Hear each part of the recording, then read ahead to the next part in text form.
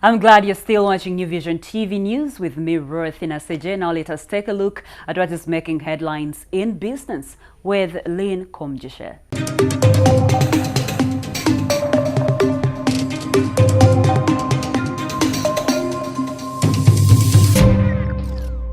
This is 1988-89 yes, budget. Yes. The government needs to do stuff. It needs to rehabilitate the roads. The roads were in a mess. I tell people, young people these days, and they can't believe it, that it used to take, it could take 6 hours or more from here to Masaka. So you'd leave home at 6 a.m. in the morning in Kampala and you get to Masaka at lunchtime. The road was so bad that you couldn't even drive straight. There was not even keep left or keep right. You just checked the potholes and decided which pothole to fall in and which one not to fall in. That's how bad it was. Okay. So those were needs. The government needed to rehabilitate the roads, but it had no revenues. As I said already, you can see coffee was affected by a quota system. So we needed the help from Western donors, World Bank, IMF leading the donors.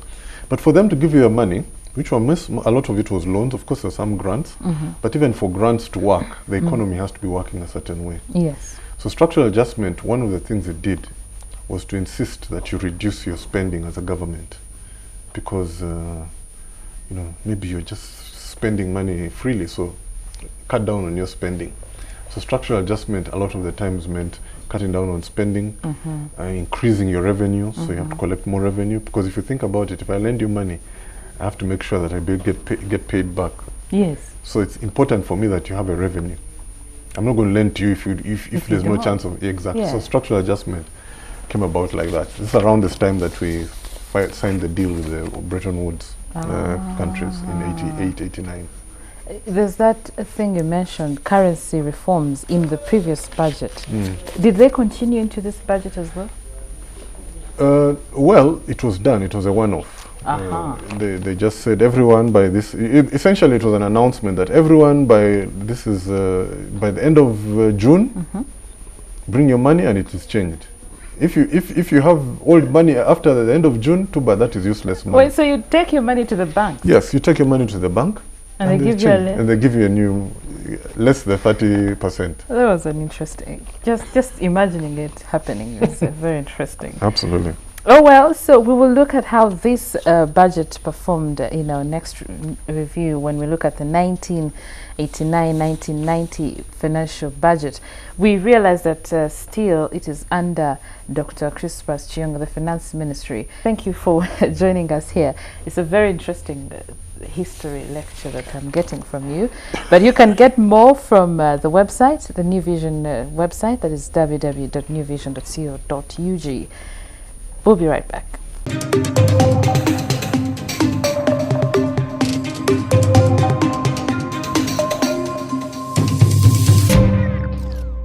Thank you, Lynn. Now in our Daily Pulse of Africa series, we take a trip to Lake Nabugabo. Now, Lake Nabugabo is a small freshwater lake in Uganda located in Masaka district. Nabugabo was formed as a result of sand dunes resulting from strong winds that pushed the water further in the land. However, the water was unable to return to Lake Victoria due to sand dunes. This lake is separated from Lake Victoria by a sandbar. Let's take a look. Lake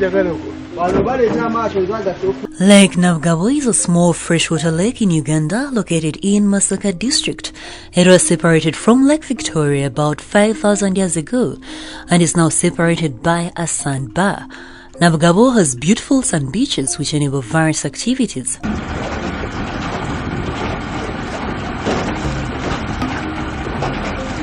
Sunbathing is among them, where you watch the horses in the park as you make those memorable moments. Now the donkeys feed on grass and also carry the excited visitors at the lake. More exciting activities you cannot miss out are games in the sand, there is bird watching and more of Uganda's gifted nature. Birds of different species harbor at this lake. Some prefer resting in the trees, others in the beautiful compound as the rest float on the heathen, where they enjoy the cool breeze.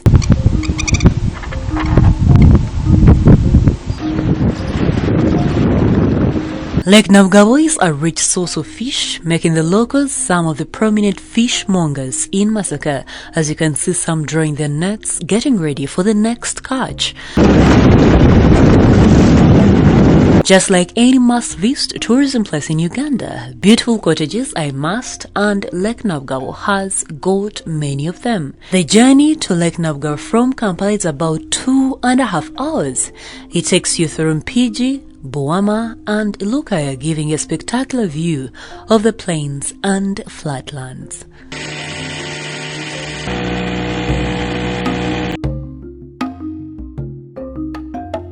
For more Pearl of Africa stories, visit our website, which is newvision.co.ug/Pearl of Africa. Our newspaper, The Sunday Vision, is also another home of adventures. Grab your copy every Sunday for Pearl of Africa stories. We now end the bulletin with a special report.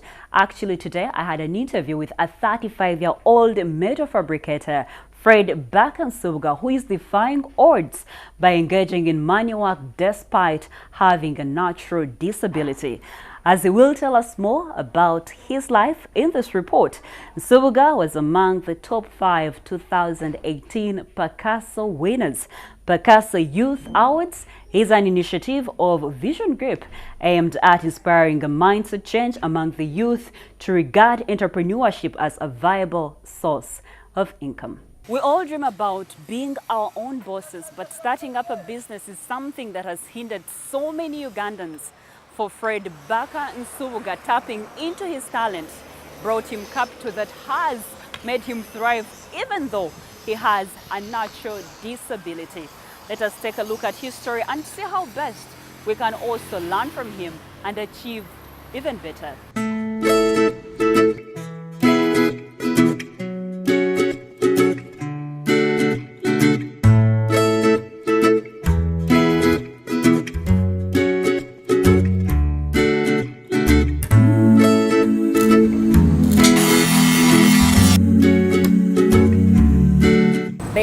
Fred Nsubuga. Yes, madam. madam. It's been nice to see you, to find you here. Nice to you, madam. Briefly tell us about yourself. Yeah, my name's, I'm called Nsubuga Fred Baka. I'm 34 years. I live at Sasi. Yeah, I'm single, but I have one kid. Okay. Yeah, briefly I'm that. Okay, what do you do? Fred, you see here is I'm a graphics designer, and I also do fabrication. That is fabrication. There is welding, that is making doors, windows, gates, tank stands, beds, as you will see around. Yeah, still. Okay. Did you go to university? Yeah, I went to university. What did you learn at the university? By the university, surprisingly, university, I did a different course, not welding. What did you do? I did accounting and finance. Yeah. How was that shift? Because after in your senior six vacation, you tried graphics designing and you were perfect in it. Then at campus, you went into accounting. How did that shift come about? By the way, okay, long ago. Industrial art at campus, right? It was there. But when I was young, I used to admire those people who work in the bank. Okay. So I grown up, that I had it in my mind. And another factor which led me to do accounting and finance, you know, art is a practical subject. At campus, it requires a lot of work, and it's like they demand a lot of things which you need when you produce when you're going the final product. yeah. So that thing also, it made me to fear to go industrial art. Yeah. So you thought accounting would be better. Because less time always in class and then library. Library, just like handouts, what? No stress. Yeah. So after campus, what did you decide to do? Did you look for jobs? Yeah, when I finished my final exams, that mostly we finished in May there. So I made a target that between that month, May, and we graduated in January. Where was campus? Chambogo. So that time range I made, I said, if I fail to get a job within that time range, then I won't be looking for another. So after my graduation party, I had accumulated some money. I decided to go for that course, graphics. Yeah, I went for it. I studied for 6 months. Even my guide and the parents didn't want it, but for me I decided. By the way, they had told me that why don't you go for SCCA? What? But for me, I had seen the challenge of looking for a job, and I decided, because before they used to design for me. Yeah, I could go to someone who is a designer and he is having a computer. He designed for me, I take it to the client. When, after approving, then I print out, then I do other, so until when I complete the work and I deliver. So I decided, it used to take me a lot of my time. So I decided I should learn the graphics, then I am able to design for myself. Oh, yeah. So between the time when you were, still deciding if I get a job, what were you doing? Were you just staying home, relaxed, as you wait for, a company to call you so that you become the accountant? Or you went back into, a little bit of graphics design since you did it during your senior six package? By the way, by that time, people, they could do, let me say I had a briefcase office. People could just call me to do for them work.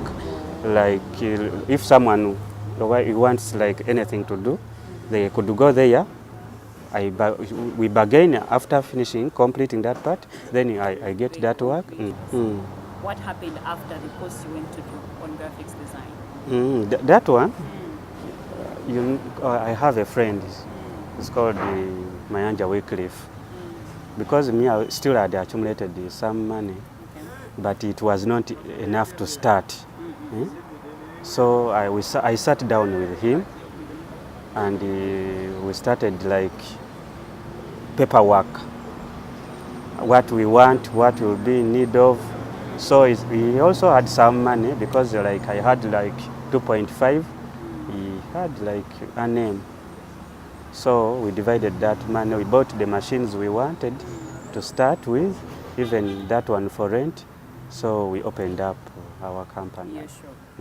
Now, was it a smooth start for Nsubuga and his friend? We continue this report tomorrow and also get to know why he even qualified as a Picasso winner. That is it from me and the New Vision TV team. Remember, you can get more news updates and other programs here on New Vision TV by visiting our website, which is newvision.co.ug/video. You can follow us on social media. Facebook is The New Vision, Twitter is @NewVisionWire, Instagram is @NewVisionWire, and our YouTube channel is New Vision TV. Catch up with me on my Twitter handle. I am Ruth the Voice. We end with a fact file.